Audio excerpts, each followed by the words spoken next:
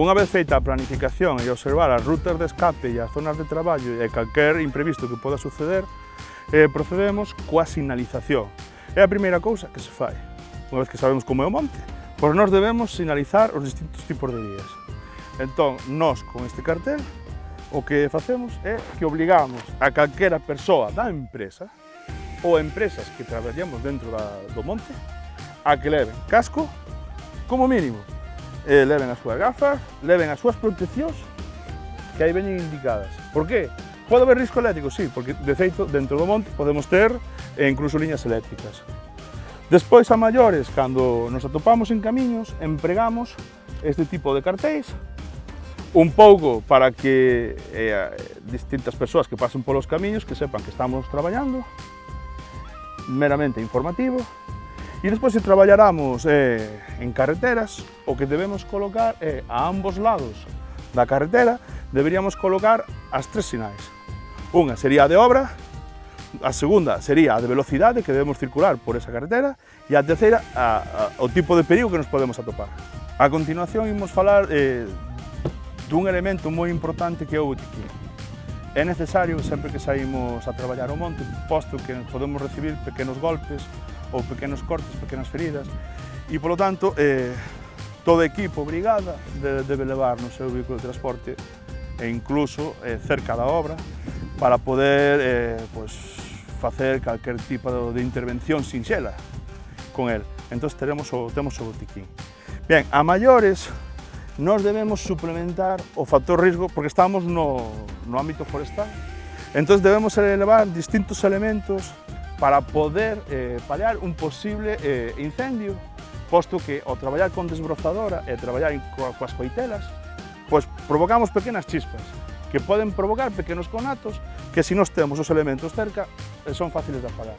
A maiores desto, pois podemos empregar apagalumes, e incluso unha mesma xesta cortada a tempo que estea verde nos faría como para afogar para romper o triángulo de combustión.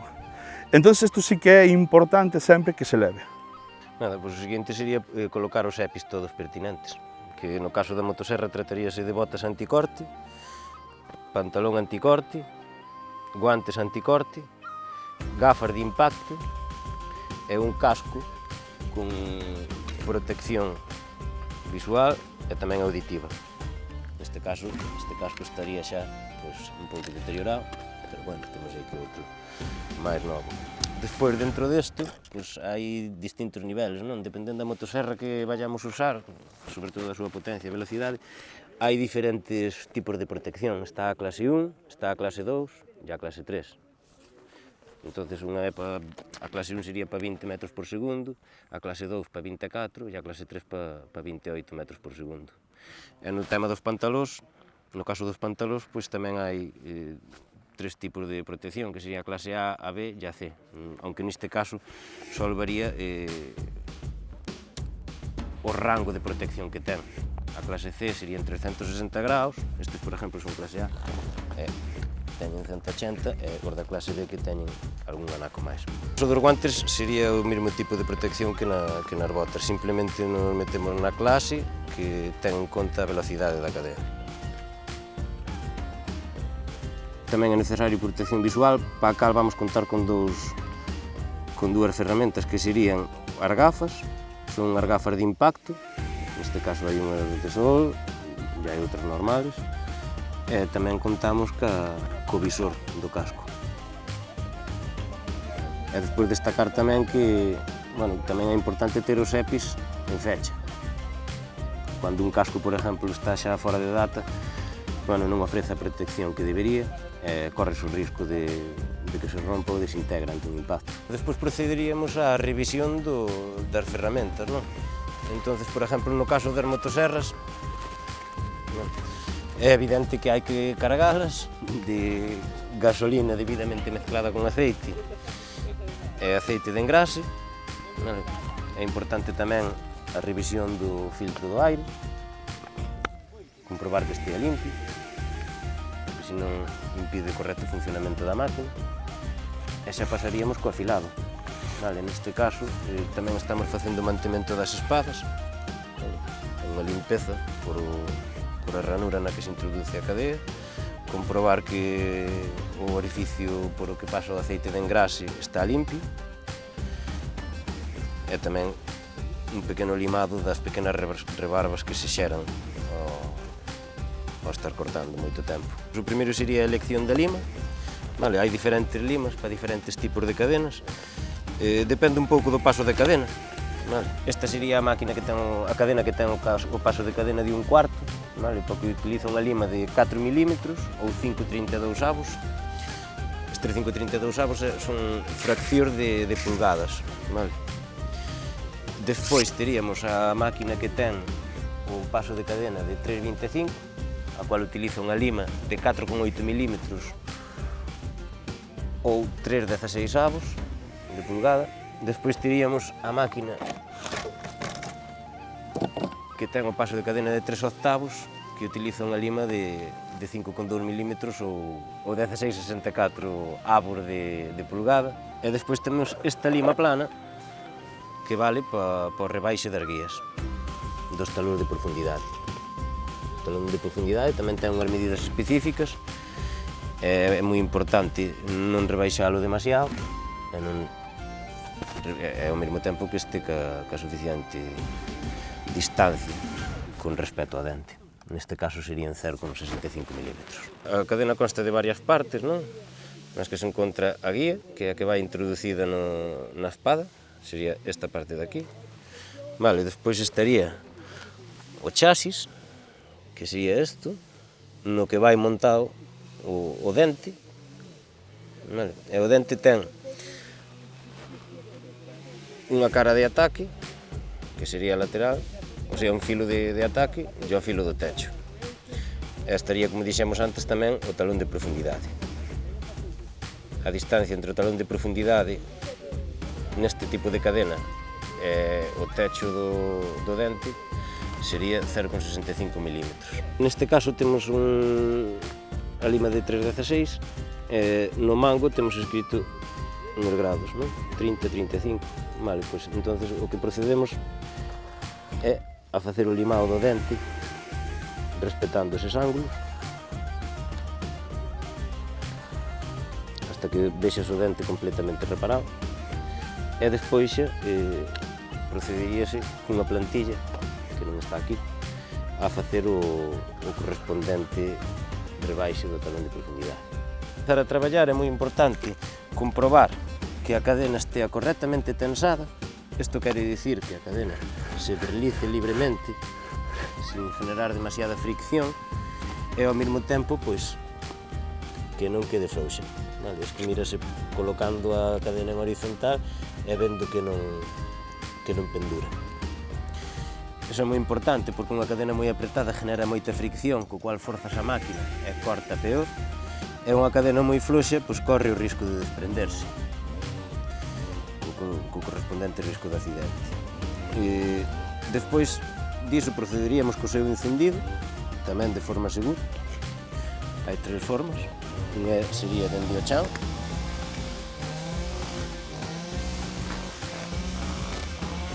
e outra que é a que máis me gusta a mí, pois sería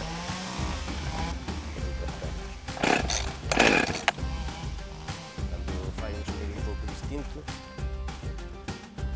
tocamos o botón do aire. E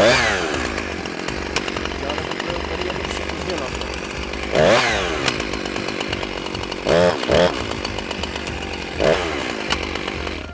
Neste caso vemos que funciona correctamente. Entón, tamén despois fixarse noutros elementos de seguridade, como son o captor da cadea. Isto sirve para, se algún día a cadena se desprende, isto falla de tope a paralla. Como podedes ver, xa hai varias muescas deso.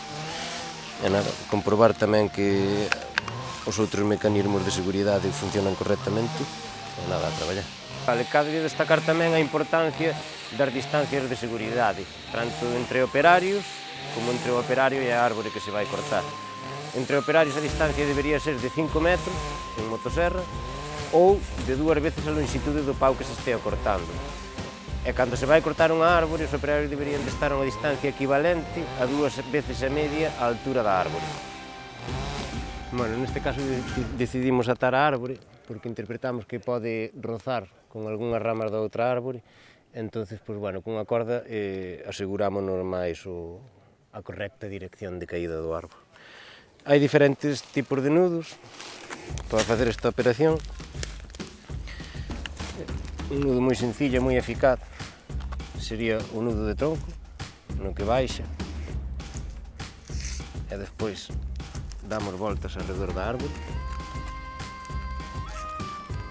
Pero neste caso decidimos non facelo porque interpretamos que a parte de arriba pode estar podre, pode non ser de todo seguro. Entonces optamos por facer un ardiguía corredizo.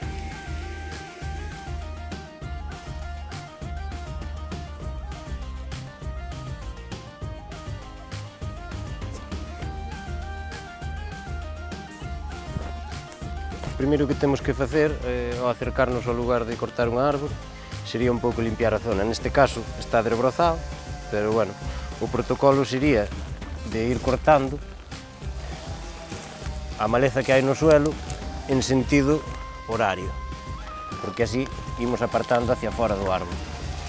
Despois, se tuvera ramas, iríamolas cortando en sentido antihorario,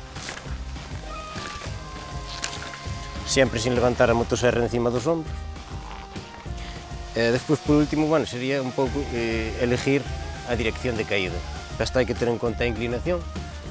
Neste caso, o árbore está inclinado así, pero nós decidimos cortar naquela dirección. Por eso tamén lle atamos a corda. Bueno, despois hai que ter claras tamén e limpias as vías de escape. A zona de dirección de caída do árbore é unha zona de perigo. A zona oposta é unha zona de perigo e os dous laterais son tamén zonas de perigo. Quedarían as dúas diagonais da parte contraria á zona de caída do árbore.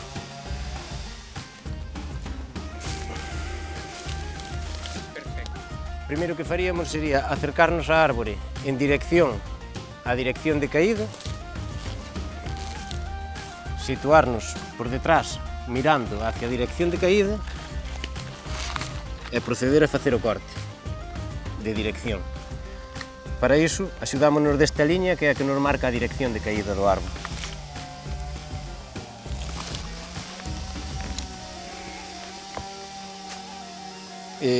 O proceso de tala do árbore constaría basicamente de 3 cortes. Os 2 primeiros cortes serían o corte de dirección e despois faríamos por detrás o corte de derribo, sempre deixando un trozo no medio sin cortar, que se denomina bisagra, que debería ser equivalente a un 10% do diámetro do árbore. Para este caso, pois uns 3 centímetros poderían ser adecuados. O corte de dirección consta de 2 cortes, un por encima e outro por debaixo horizontal, intentando que entre os 2 formen un ángulo de 60 grados, e intentando que non pase de 1/5, como moito 1/4 de profundidade do diámetro do árbore. E despois procederíamos a facer o corte de derribo, a poder ser ao mesmo nivel ou un pouquiño por encima do corte horizontal do corte de dirección. Vale, vamos proceder entonces.